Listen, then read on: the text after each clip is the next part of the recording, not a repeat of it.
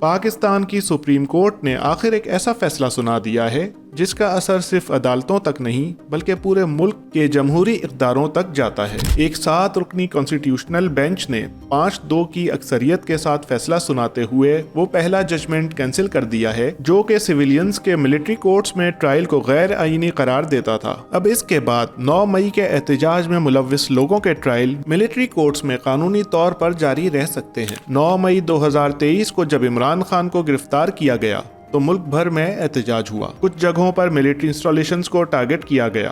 یہ واقعہ پاکستان کے سیاسی تاریخ کا ایک ٹرننگ پوائنٹ بنا، لیکن اب اس واقعے کے بعد ایک اور کنٹروورشل موڑ آیا ہے جب سپریم کورٹ نے آفیشلی الاؤ کر دیا ہے کہ احتجاج میں شامل لوگوں کا ٹرائل ملٹری کورٹس میں ہو سکتا ہے۔ فیصلہ سنانے والی بینچ کے 5 ججز جس میں جسٹس امین الدین خان، جسٹس محمد علی مظہر، جسٹس مسرت ہلالی، جسٹس حسن اظہر رضوی اور جسٹس شاہد بلال حسن شامل ہیں، انہوں نے کہا کہ پاکستان آرمی ایکٹ کے وہ کلوزز جو پہلے ختم کر دیے گئے تھے انہیں دوبارہ بحال کیا جاتا ہے۔ ان کلوزز کے مطابق اگر کوئی شخص کسی ملٹری یا ڈیفنس ایسٹ کو نقصان پہنچائے تو اسے ملٹری کورٹس میں ٹرائی کیا جا سکتا ہے، لیکن اس فیصلے پر 2 ججز نے مخالفت کی۔ ان ججز میں جسٹس جمال خان مندوخیل اور جسٹس نعیم اختر افغان شامل ہیں۔ ان کا کہنا ہے کہ سویلینز کا ملٹری کورٹس میں ٹرائل آرٹیکل 10A کے خلاف ہے جو ہر شخص کو فیئر ٹرائل کا حق دیتا ہے۔ انہوں نے کہا کہ military courts active duty officers کے ذریعے آپریٹ ہوتی ہیں اور ان میں نیوٹریلٹی